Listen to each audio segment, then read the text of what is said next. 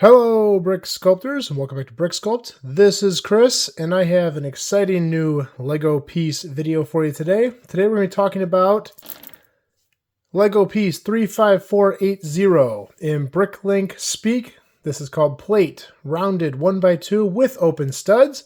In Brick Owl speak, it's plate 1x2 with rounded ends and open studs. And on Lego Online Pick-a-Brick, they call it plate 1x2 rounded number 1. Now this piece came out in 2018, and of course it is still a current piece today, and this piece is amazing. I absolutely love this piece, and I truly believe this piece kind of shows the future of Lego, because this piece has opened up so many doors, and I think there's so many cool techniques that you can do with this. This video is going to share a few of them, but keep in mind this is just a few of my favorites. I could go on for days about how awesome this piece is. So let's go ahead and dig in and talk about it. Something I'd like to start doing more in these piece videos is talking about their relatives, talking about similar pieces and kind of what they can be used for as well, without getting too off track, of course. Now in 2023, Lego did come out with a 3-stud version of this, and they also have a 4-stud version with open studs on just the outside. I'll post a picture here. I actually don't own any of them.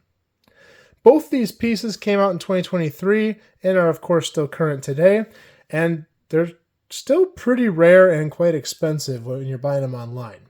Now there is another relative. We have the 1x5 version that has been around for quite some time. This piece came out in 1993.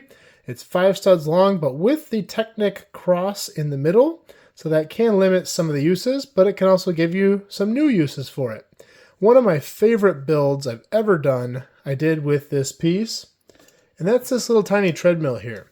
And this little base wouldn't have been possible, at least to make it look that good, without these guys. And the Technic cross actually played a big part, because what I did, of course they're black, not brown, but I stacked them in 2 stacks, 2 plates high and 3 plates high, and then I used a Technic pin to hold them together this way, making a stud reversal and allowing me to build from the outside. And to this day, this is one of my favorite things I've ever built. I know it's tiny, but it's just so cool, and I just love the techniques I used in it. So I always keep it around. It sits on my desk upstairs when I edit. Another relative to this piece came out in 2022, and that is the tile version. Now, less useful than this, of course, because you can only connect on one side, but a fantastic detail piece and a great way to finish off the tops of these, especially if you're building a wall or something. You can really give it that finished look on top. Not a super available piece, but it is becoming more and more available. They are kind of expensive still and kind of hard to get, but becoming more available as we speak. So, now that I've talked about its friends, its relatives, let's move on to some techniques here. First one's pretty simple. Because this has open studs, you can obviously do a stud reversal with it. A few examples here, if we just use bars, these are 3 long bars. You can do positive studs facing out, just like that. You can do the same thing with an anti-stud. So this can make really cool detail pieces, and there's tons of different ways to stud reverse these. Here's just a couple. But this could make a cool detail piece, making bars or something, and then if you need to flip it for the other side, you can obviously do that. You can also do a more intricate thing here where you just use one hole and you have a pivoting piece, and you can flip the stud reversal that way as well. So lots of cool things you can do with that for stud reversal, and definitely a great piece to incorporate in your builds for stud reversing. Now this is a technique I showed in one of my first videos on this channel, and honestly it is one of my favorites and I use it all the time. I love to build trees. And with trees, articulation is everything. The ability to move branches around and really give the tree a lot of life, this piece works great for. So let's say I have just a simple tree trunk here. I would probably add more detail if I was actually going to put this in a city, but just for demonstration purposes, I can put these right on top, just like this. And because these are rounded, I can articulate these in any direction I want. I can lock these in with a 2x2 round plate, and I can move these in any direction I want. They don't interfere. And that's one of the reasons I think this piece is so key to the future, is it allows you to rotate it, where most Lego pieces from the past don't have that. So you can really move this in all kinds of funky directions, creating lots of different joinery and lots of different detail work that you can put into your cities, your mocks, whatever you're building. But the coolest thing about this is you can extend this. So let's say I put another layer on here, maybe get green. I don't have a lot of brown ones right now. And then you can have another degree of articulation. Now, one of my favorite tips, and I bought a ton of these silly little branch pieces on Pick-a-Brick, and I had absolutely no use for them. Brought them home, experimented with them, and then I found like the greatest use I've ever seen for these. And that is to lock trees in place. So if you go on the underside of these, you can also do it from the top, but I like it from the underside, and push these up through, you can create a very strong connection there by locking these in place. And you get that added detail of these little branches sticking down from the bottom of the tree. Now you could take a greenery piece, something like this, with some detail on it, pop it on here, and do the exact same thing. Pin it in place with one of these brown branch pieces. And you could even go one step further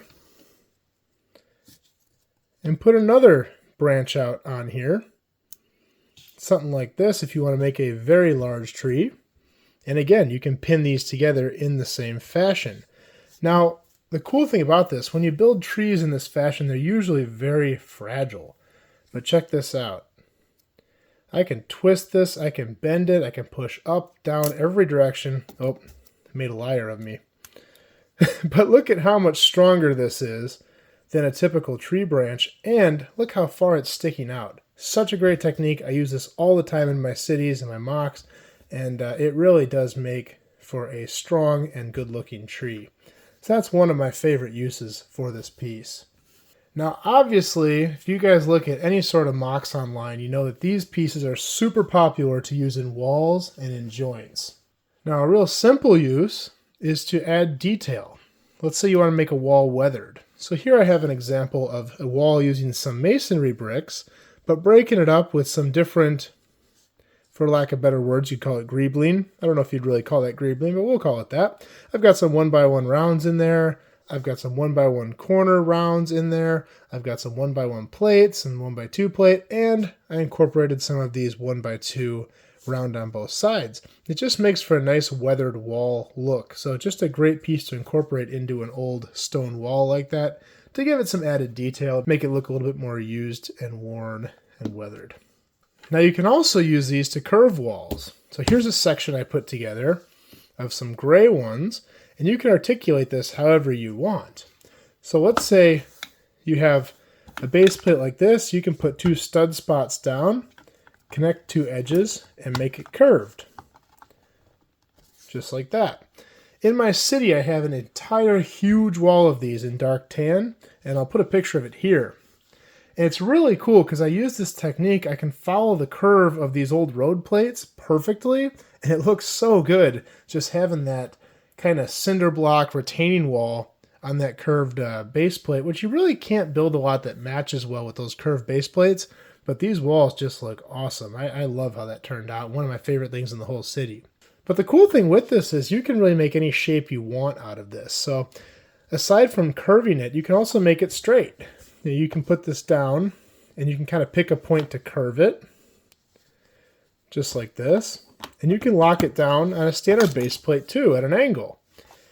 And make a nice stone wall, retaining wall, maybe just part of a building or a castle or something like that. If these are in tan or dark tan, they look like awesome little sandbags. If you're a Lego military person, you want to build a military mock, works great for sandbags, especially if you have these guys to correspond and put them on top in the right color. Then it really, really pops with a lot of detail. But so many uses in walls that you can do with this. These can also aid in other walls where you're not predominantly building them out of these, but are trying to give it a curve or a detail or a better corner. For example, you can take a wall like this, instead of giving it a sharp right angle, incorporate some of these just on the corner and give you a nice curve to the angle, and then attach the walls and just leave tile underneath this. It's a great way to add some detail to the corner of a wall and really make it more than just a pointed, boring corner. So I really like that technique as well. If you've been watching my obelisk videos, you know that I recently used these also to relieve tensions in joints. And that's another thing I love about this piece, is that it gives you the ability to give more movements. This is kind of what I did for the top of the obelisk here, where if I just have standard plates, you do have a degree of movement, but it's not a lot. And if you incorporate these guys instead, because of those round angles, you have so much more movement. I can push these all the way together and spread them all the way apart. See, this is as far apart as they'll both go, and as far together as they'll both go. So it gives you a lot more articulation, a lot more movement. And that's the reason I believe this piece really does kind of define the future of Lego, is because of the amount of articulation it gives, the new angles you'll be able to do with it, and of course things using these open studs. I think that Lego needs to incorporate open studs in more pieces. I mean, just standard plates like this with open studs would be amazing, the amount of things you could do with it that you can't do with a standard plate. And I'd love to see more pieces have that incorporated in the future. As always, I do these videos because I love getting your feedback. I learn as much from you guys as you learn from me. Well, hopefully you learn from me. So if you like these videos, please comment below. Tell me what you love about these pieces. Tell me how you like these pieces or dislike these pieces and what you don't like about them, because all that feedback is great. It makes a great sense of community and we can really learn from each other. And if you do like this video, please like, please subscribe. I'm going to do more just like this in the future. And we will see you next time.